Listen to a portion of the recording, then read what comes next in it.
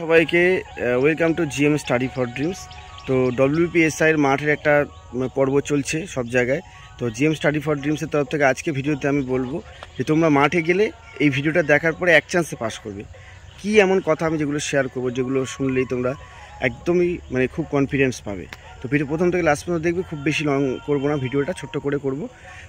Main কথা হচ্ছে, একটা মাঠ পাস করতে গেলে প্রথমেই কালকে একজন SMS করেছিল যে আমার ওয়েট 80 কেজির উপরে, একটুখানি দৌড়ানোর পরেই পাটা অত্যন্ত ভারী হয়ে যাচ্ছে। আর এটা সবারই হয়, পাটা ভারী হয়ে যাচ্ছে আর পায়ে টান ধরছে। পরের দিনে পায়ে প্রচণ্ড ব্যথা আর মনে হচ্ছে আর পারবো না। তারপর অনেকে সিন পেন হচ্ছে, অনেকে ডাক্তার দেখাচ্ছে। আমাকে আরেকজন সামন্ত বলে একজন মেসেজ করেছিল যে তার পায়ে এতটাই সিরিয়াস কন্ডিশন, হাঁটু ফুলে গেছে, ডাক্তার প্রেসক্রাইব করেছে রেস্টের জন্য। কারোর আঙুলে কোনো চোট থাকলে, আঙুলে কোনো ফ্র্যাকচার বা কোনো চোট থাকলে, সেক্ষেত্রে অনেক মেয়েদের সমস্যা হচ্ছে। তারা ফোন করেছিল পায়ের আঙুলের সমস্যা রয়েছে, চোট হয়েছে। এই সমস্ত কিছুর মূলে একটাই পাস করার মন্ত্র, সেটা হচ্ছে মনের জোর। আমরা জীবনে মনের জোরে, মনের ওপরে সব কিছু আমাদের। আমরা প্রথমে মনে করি যে না, পুলিশের চাকরিতে আমরা কোনো দিন পারবো না। তারপরে যখন করতে আসা হলো, ট্রেনিং হলো, সব সহজ হয়ে গেল। তার আগে এটা আপিল টাস্ক বা ইম্পসিবল টাস্ক বলে মনে হতো। সেরকম তোমাদের মনে হতে পারে যে স্যার মাঠটা পারবো না, কিন্তু সেদিনকে যাদের এরকম প্রচণ্ড পেন আছে, যন্ত্রণা আছে, তারা একটা যে কোনো ডাক্তারের প্রেসক্রাইব করা পেন কিলার অবশ্যই একটা ব্যবহার করতে পারো। ব্যথাটা থাকবে না। মাঠ পাস করার পরে তারপরে দেখা যাবে হাঁটুটা ধরো ফুলেছে। একটু ঠান্ডা গরম জল, অবশ্যই ঠান্ডা গরম জল খুব কাজ করে। ঠান্ডা গরম জল, চুন হলুদ আগেকার দিনে মায়েরা দিতেন।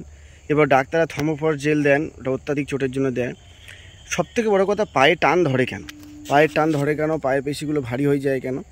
কারণ এগুলো আমাদের হচ্ছে প্র্যাকটিসের অভাব। আমরা যে বেশিরভাগ স্টুডিয়াস ছেলেমেয়েরা এই লাইনে আসছি, পড়াশোনা নিয়ে বেশিরভাগ রাত জাগা, বই পড়া, এগুলোরও ভালোবাসা। বাবু হয়ে বসা, বিছানায় বসে পড়া, পা মুড়ে, একটুখানি খাওয়া দাওয়া করে শরীরটা ভারী হয়ে গেছে, একটু ফুল বাবু টাইপের শরীর হয়ে যায়, যার জন্য শরীরের মধ্যে স্ট্যামিনা থাকে না। যখন নতুন নতুন করে দৌড়ানোর জন্য শুরু করা হচ্ছে, তখন পায়ের যে পা দুটো শরীরের প্রেশারটা নিতে পারে না। যে ওয়েটটা তোমার রয়েছে, সেই ওয়েটটা পা নিতে পারে না। তখনই পায়ে নানা রকম সিন পেন, পায়ের হাঁটুতে প্রবলেম, লিগামেন্টের প্রবলেম, এগুলো চলে আসে। এগুলো থেকে দূর করতে গেলে, এখন যেহেতু এসআইয়ের পরীক্ষার সামনে, এতটা সময় নেই, তার জন্য এটা থেকে দূর করতে গেলে এখনও যারা কনস্টেবলের জন্য এরকম পরিস্থিতিতে আছো, তাদের বলবো অবশ্যই তোমরা এখন থেকে সপ্তাহে মাঠে যাওয়া প্র্যাকটিস করো। মাঠে যদি 2-3 দিন যাও, মাঠে একটু করে জগিং করো, অভ্যাসে পরিণত করো, তাহলে কিন্তু তোমাদের এই প্রবলেমটা ভবিষ্যতে হবে না।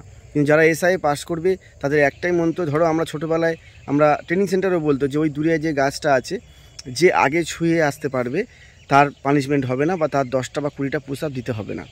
এরকমভাবে আমাদের গুরুজিরা বলে দিত। তখন আমরা সবাই দৌড়ে গিয়ে দূরে কোনো একটা গাছ যেটা আছে, দূরে দেওয়া আছে, সেই গাছটা বলা আছে, সেই গাছটাকে ছুঁয়ে খুব জোরে দৌড়ে আসতাম। দৌড়ে এসে আমরা সেই শাস্তি থেকে পাস করে যেতাম, হতো না আর কি। সেরকম তোমার যখন 800 মিটার দৌড়, সেরকমভাবে দৌড়াবে যে না, আমাকে জীবনের যুদ্ধে জিততেই হবে। পায়ের টো ফেলে দৌড়াবে, পায়ের গোড়ালি পড়বে না, পায়ের টো ফেলে দৌড়াবে, অবশ্যই তোমরা পারবে। মনের জোর, যে I have to do it. ধরো আমরা যখন দেখি ট্রেনটা আমাদের সামনে হয়তো ছেড়ে চলে যাবে, স্টেশনটা থেকে কিছুটা দূরত্বে আছে, আমরা দেখবে মরি করে অনেক সময় পরীক্ষার ডেট আছে দৌড়াই। সেরকম সেই দৌড়ে কিন্তু আমরা ট্রেনটা ধরে ফেলি। সেরকমই জীবনের যুদ্ধে তোমাদের এইভাবে জয়ী হতে হবে।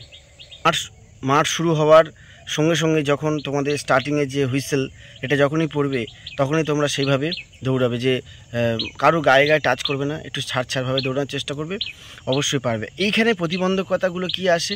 সবার আগে আসে মনের জোর, যে আমি পারবো না। পাশাপাশি কেউ হয়তো বললো কি রে, তুই তো একদম প্র্যাকটিস করিস নি, তাহলে পারবি না, তোর বয়স হয়ে গেছে, তুই পারবি না, তুই তো মোটে দৌড়ানো অভ্যাস নেই, কী করে? এই নেগেটিভ কথাগুলো থেকে দূরে থাকতে হবে। আর মাঠ পাস করার কি কথা, মাঠে গিয়ে অনেক সময় খাওয়া দাওয়া, মাঠে আমরা অনেক সময় খাওয়ার রাতের বেলায় এমন কিছু খেলাম গ্যাস হয়ে যায়, এগুলো মাঠে গিয়ে নেগেটিভ মানুষদের সাথে কথা বলা, এগুলো তো আমি আগেই বলেছি। আর মাঠ পাস করতে গেলে যে পিটিগুলো এই মুহূর্তে করবে, সেই পিটিগুলো কি তোমার শুরুতে একদম স্ট্রেচিং থেকে শুরু হবে, পায়ের গোড়ালি থেকে শুরু হবে, পুরো স্ট্রেচিং হবে। আর যারা আরও অল্প সময়ে বেশি ফিটনেস চাও, বেশি স্পিড চাও, স্কিপিংটা সবসময় চেষ্টা করবে বাড়িতে রাখার এবং করার। স্কিপিংটা খুব কাজে লাগে। দেখো, মাঠ পাস করাটা, আমি জীবনে যেভাবে মাঠ পাস করি, 1600 মিটার 2বার পাস করেছি। 1600 মিটার মাঠের সঙ্গে 800 মিটার মাঠের পার্থক্য কোথায়? 1600 মিটার মাঠে যে গেজে শুরু করতে হয়, সেই গেজেও চালিয়ে যেতে হয় দৌড়টা। ধরো 1600 মিটার 8 পাক 8 দুগুণে 1600, 200 ট্র্যাক। তাহলে আমাকে সেইভাবে দৌড়ে যেতে হবে, এবং প্রথমে যে স্পিডটা আমি অর্জন করব, অনেক সময় প্রথমে কেউ জোরে টানে, কেউ লাস্টে আসতে টানে। অনেকে কী করে, প্রথমে মোটামুটি একটা স্পিডে শুরু করে লাস্টে জোরে টেনে শেষ করে। ঠিক আছে, জোরে টানার সময় লাস্ট দুপাক মনে হবে যে ভগবান আমাকে একটু মাথা ঘুরে পড়ে যাব বা পায়ে কোনো মানে এরকম। আর যারা খুব ভালো দৌড়ায় তারা 5:45 মেরে চুপচাপ আবার দৌড়ানোর জন্য দৌড়ানোর জন্য আবার ওয়েট করে। সেরকম তোমার তো সবাই শরীরের কন্ডিশান সবার সমান নয়, তুমি সেইভাবে নিজেকে তৈরি করো যে আমি আমার যতটুকু পাস করা দরকার সেটুকু। দৌড়ানো 800 মিটার কি এক স্পিডে পুরো ফিনিশিং, আর 1600 মিটার কি প্রথমে জোরে তারপরে আসতে, পরে জোরে প্রথমে আসতে, এইভাবেই কিন্তু স্পিডটা তৈরি হয়। 1600 মিটারে শরীরে প্রচণ্ড পরিশ্রম অত্যাধিক হয়, 800 মিটারে মাথা ঘুরে পড়ে যাওয়া, অ্যাম্বুলেন্সে উঠে যাওয়া এগুলো খুব কম হয়, পেরে যাবে তোমরা, এই নিয়ে টেনশন করবে না। প্রত্যেকের জন্য শুভকামনা রইল। মাঠ রিলেটেড যদি কোনো সমস্যা হচ্ছে আমাকে বলবে, আমি আমার তরফ থেকে 100% কোনো একটা সাজেশান দেওয়ার চেষ্টা করব। তো এই ভিডিওটা আমি এখানেই শেষ করলাম একটা কথা বলে, যে জীবনে সমস্ত নেগেটিভ যারা বলেছে, যারা তোমাকে অপমান করেছে, যারা সারা জীবন তোমাকে ছোট করে, সেইগুলোর জবাব দেব মনে করে মাঠে দৌড়ের আগে শুধু একবার চোখ বন্ধ করে সেগুলো একবার ভেবে নেবে। বাবা মার মুখটা মাঠে ঘাটে খাটে তারা, কারো বাবা মা নেই, কারো বাবা আছে, মা নেই এরকম আছে, তাদের ইষ্ট দেবতা এবং বাবা মা স্মরণ করে চলো দেখা যাবে, আজকে জিততেই হবে, I have to do it, I will go to the top, আমাকে যেতেই হবে। ভালো থেকো, নেক্সট ভিডিওতে আবার দেখা হবে। এই ভিডিওটা এখানে শেষ করো, থ্যাংক ইউ।